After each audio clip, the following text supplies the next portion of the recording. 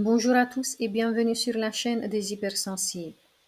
J'aimerais vous demander quel est votre plus grand regret lié au passé. Est-ce que ça vous vient très vite à l'esprit? Avez-vous aussi d'autres regrets? Regrettez-vous peut-être beaucoup de choses qui ne se sont pas passées comme prévu?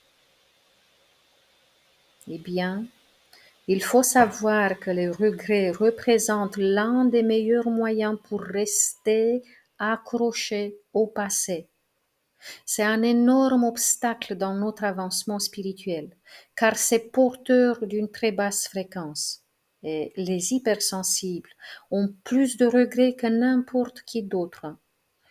Mais pourquoi est-il si préjudiciable pour les êtres spirituels d'avoir des regrets? Eh bien, c'est comme si vous étiez dans votre voiture, vous enclenchez la ceinture, vous démarrez le moteur, vous voulez quitter l'endroit où vous vous trouvez pour aller quelque part. Vous sentez le désir d'y être déjà, mais la voiture ne bouge pas. Vous commencez à désespérer parce que c'est inconfortable et que vous êtes déjà en retard, mais rien ne se passe. Et vous ne vous rendez pas compte qu'en fait, le frein est appuyé et qu'il vous bloque. Dans la vie, c'est pareil. Énergétiquement, on reste lié à des choses du passé, à des désirs passés que nous n'avons pas su accomplir pour nous-mêmes.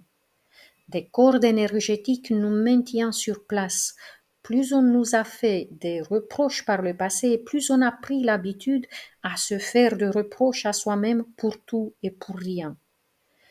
Derrière tout cela, il y a beaucoup de culpabilité et une autocritique corrosive. Ça crée aussi des peurs qui nous rendent de plus en plus hésitants et angoissés quant à nos décisions et nos agissements.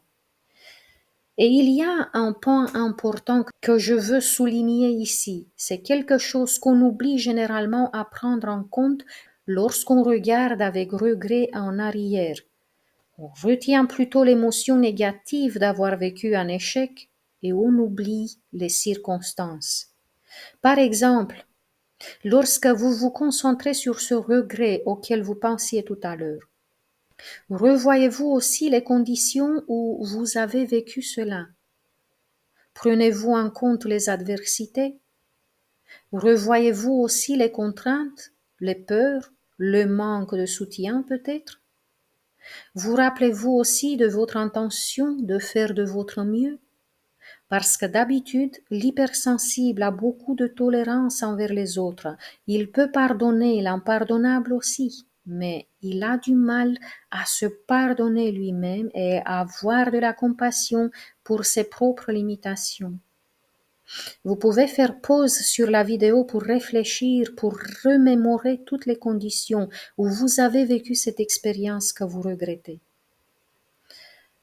Un deuxième point important est le fait que lorsqu'on accepte que derrière toute chose, il y a une sagesse profonde, notre âme s'apaise. Rien n'arrive par hasard et vous le savez mieux que quiconque, car en étant spirituel, vous sentez que cette expérience qui vous inspire autant de regrets a un sens. L'avez-vous trouvé? Parce que maintenant, vous pourriez prendre du recul. Comprenez-vous pourquoi cela est arrivé? Comprenez-vous pourquoi vous avez vécu cela? Là aussi, vous pouvez faire pause sur la vidéo afin de vous donner le temps pour ressentir en vous cette leçon de vie.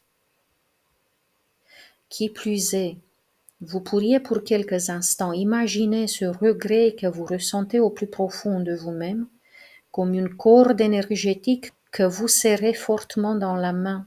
Ça vous a blessé, mais vous ne l'avez pas lâché.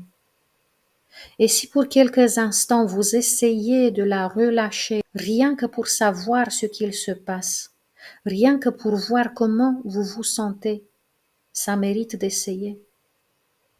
Et il y a un troisième aspect dont je voulais vous parler. C'est le remède miracle quant au regret qu'on peut avoir. Il s'agit de la gratitude et des bénédictions. C'est l'énergie qui vous libère. Bénissez cette leçon de vie, bénissez votre âme qui a souffert, bénissez la vie, la source, la terre, parce que savez-vous ce que cela fait dans l'énergétique? Non seulement que vous avez lâché le frein, mais vous êtes propulsé vers l'avant. Vous pouvez déjà le sentir en vous lorsque vous prononcez vos bénédictions. Je m'appelle Claudia Stéphane et je suis hypnopraticienne et j'adore apporter de l'apaisement pour les âmes sensibles. Merci d'avoir passé ces moments avec moi. Si cette capsule vous a aidé, mettez-moi un j'aime, laissez-moi un commentaire et partagez avec vos amis HS. Jusqu'à la prochaine fois, portez-vous bien.